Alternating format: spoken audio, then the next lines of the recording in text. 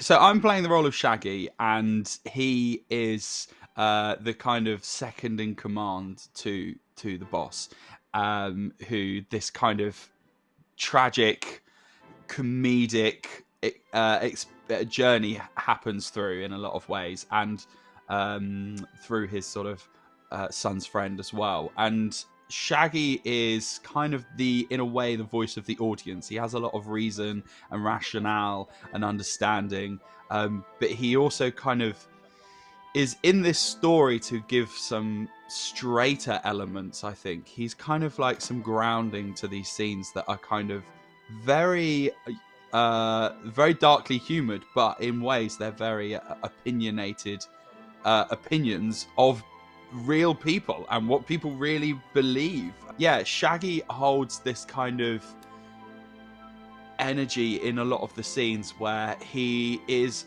aware of what's happening and he's trying to really observe it from a more level playing field. And he's trying to always pull people back to the human element. Um, but of course, he loves all of these characters, so it's a really useful position for Shaggy to be in, I think, because he has empathy for everyone, regardless of what they think about Teddy. I play a lot of bad guys, actually. When I do TV and film, I'm generally seen for police officers, bailiffs. I did a bailiff in called The Midwife. He wasn't a very nice bloke. A security guards, a lot of tough guys, regardless of the fact that I have an incredibly friendly energy all of the time. So I think this will be great for me because I'm looking forward to having something with real authority that has still a genuine love for people and humans and his gang. It's a scary world to be in. It's a violent microcosm that they're living in, with these people working incredibly hard to keep up their persona. And Shaggy is up there, and he holds a lot of power. And in some ways, he holds a lot of power over the boss, and I think he's very tactful about that and uses that to his advantage. But at the same time, it's bloody funny because they've got these incredibly ridiculous outlooks on the situations, and they're hyper focused sometimes on the most bizarrest of things, but it's awkwardly funny to hear these characters try and fumble through their understanding of what is happening to this kid Teddy, who is having a gender identity journey, and they're all quite confused about it, and they're all questioning it, and some of them are less understanding than others. That uncomfortability in the characters creates a tone in all of these moments throughout this story, um, that is either completely tragic or hilarious to hear them figuring this out, um, and experiencing it in their own individual way, because we know people like this. Even though these are heightened characters in a gang in London, you'll know people who have the same understanding, and they're probably people just like you. I've won awards for Best Actor on some short films that I did. The Austin Film Festival awarded me Best Actor on Wedlock.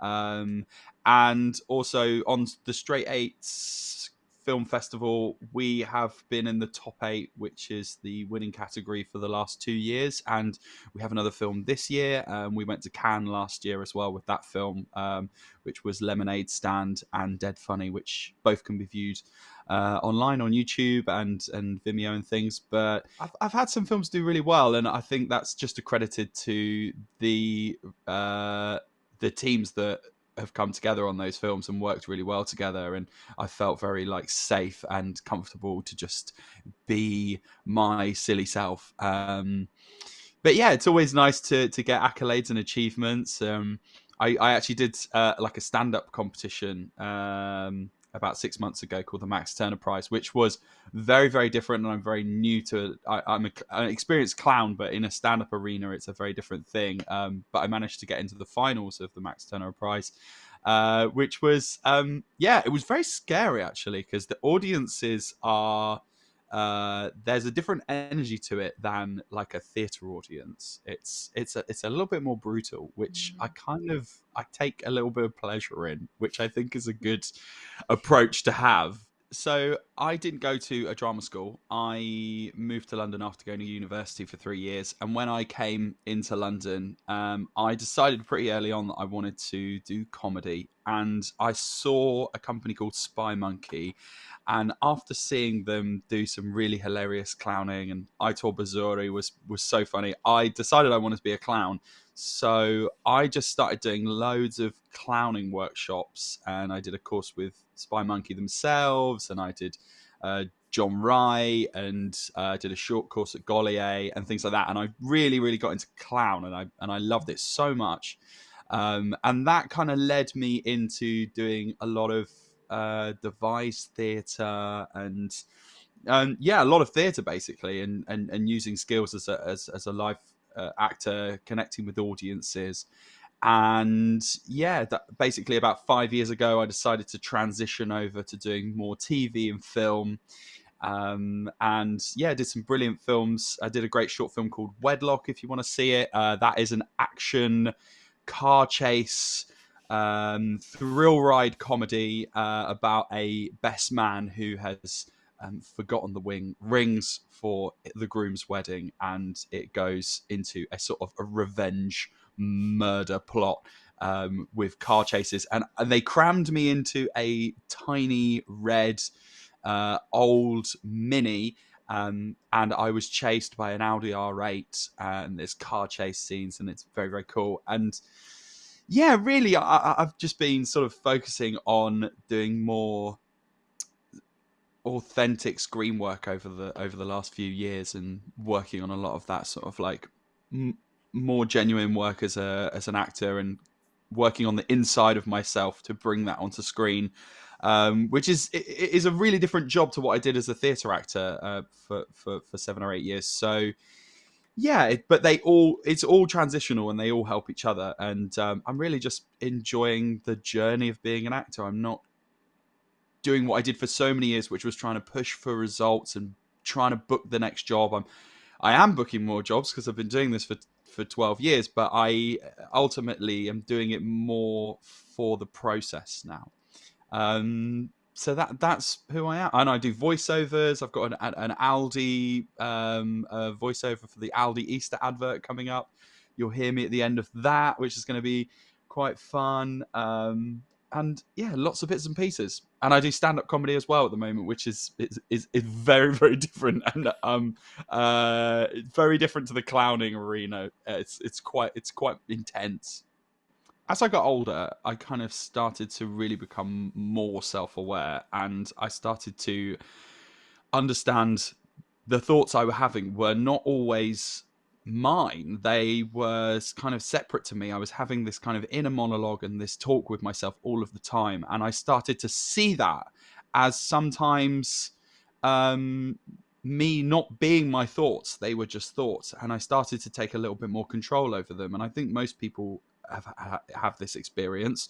Some people sadly don't, but they understand that they are talking to themselves in a way that maybe they don't want to talk to themselves, and it all ties in with mental health and depression, and I started to take control of those thoughts and understand that I could sculpt that in whatever way I want.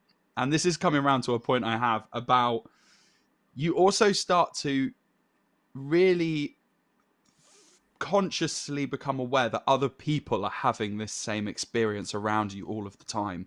People are also having their own little conversations with themselves all of the time, whether they like it or not, whether they believe they are or not, they are. And they are driven by experiences, the fear of the future, the fear of the past, the pleasure in the moment, what they can smell, their senses, everything's happening. And part of the wonderful thing about being an actor is you get to learn that earlier in your life, and you start connecting with this idea that everyone is having and channeling this little narrative and story within themselves all of the time, and you start to look at people in a different way. I think you have your thoughts about other people start to change, and you start to become very aware that when you're sat on a tube and you're surrounded by 15 other people all in their own little world, you're not just looking at other people just sat on a tube.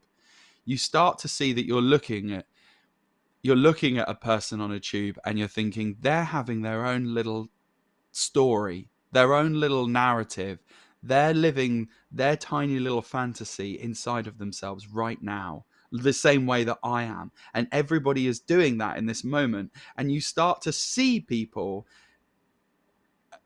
the most human that you could see them, and there is a little world happening. And as an actor, that's really useful, because when you start to read scripts and you start to you start to watch plays and TV and things like that, you start looking to see if that little world is happening inside of someone. You start to see if that story is really there, and you have to let go of everything when you're doing it, because you have to let yourself be free enough and comfortable enough to just be in whatever you're doing. And the more you see it in other people, the more that you feel it, the more you're able to be comfortable with letting yourself do it. Because if we're too self-aware whilst we're in the moment, we're we're not going to be authentic to what we're doing. When you're living the moment, for example, in this play, Shaggy is having some really intimate and sometimes difficult conversations with people, which are on the edge of comedy, because there's quite a bizarre nature to these conversations for a lot of the characters. From their perspective, is you have to know that those people exist and they have their own world going on at the same time, and that's what creates this, what feels like a bigger world within each character, and it gives them this authentic feeling. And you have to be able to drop everything and just leave yourself behind going into those moments, and believe that you are objectively trying to live out that conversation with that person. I don't have a particular cause or charity or something I'm pushing against. I suppose the thing that's kind of like really pushing my kind of buttons at the moment is every day I'm waking up and I'm very aware, even if I'm not on social media or if I'm not listening to the news, I'm really aware that there's like a genocide happening at the moment, and there's a lot of people in a lot of pain, and there's so many victims that are being murdered constantly. And it is I went to see Zone of Interest a couple of days ago, and it really brought home for me that what happened 70 years ago, that was such an atrocity with the Holocaust, is so similarly happening again right now. And I want it to stop. I want it to stop. I want it to stop right now. And I don't know what to do apart from, write to my MP, stand in the street, talk about it as much as I can. But yeah, there's a lot of people dying in Gaza right now, and it doesn't matter what you believe. It doesn't matter the disputes or the arguments. There shouldn't really be any dispute over should we be killing people. That's it. Should we be killing people and mercilessly victimizing people for their race, or because they live in a country and they can't do anything about that? It's yeah, that's really like the biggest thing that's happening in my mind at the moment, quite a lot. And it's I feel hopeless, as I think many other people do. And I think it's quite, yeah, it's just really, really sad. Storytelling is absolutely important to hit home some people's experiences that they can't connect to in other ways. But by telling stories, we're able to give other people's perspectives, and real life experiences and narratives that people are able to connect with through storytelling, whether it being like a film or a play or an audio play. People can put themselves in the shoes of that person, and that's why storytelling will always have such a powerful impact on people, because it leaves people feeling what other people have felt, rather than just hearing about it from the sidelines. They're getting to experience it for themselves, and that has an incredible, powerful impact on people that leads people to revolution and protest. And when we are more deeply affected by something, we have something to say about it, because it activates us in a way that it wouldn't if we just saw it on the news. Yeah.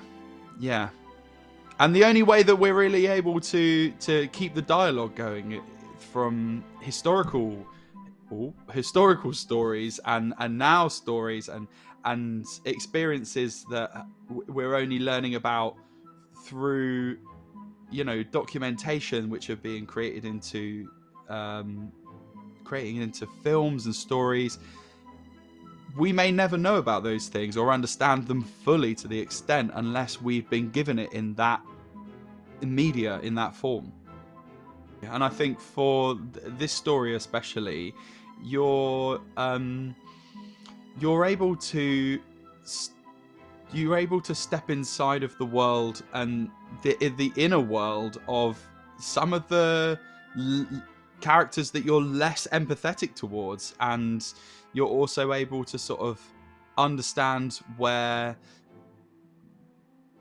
characters that you may not have any understanding about gender identity, or have like some sort of understanding, or that you wouldn't have had before. And I think that's really important, that we put ourselves out there to try and learn. And this is a far more interesting way of learning about these matters, than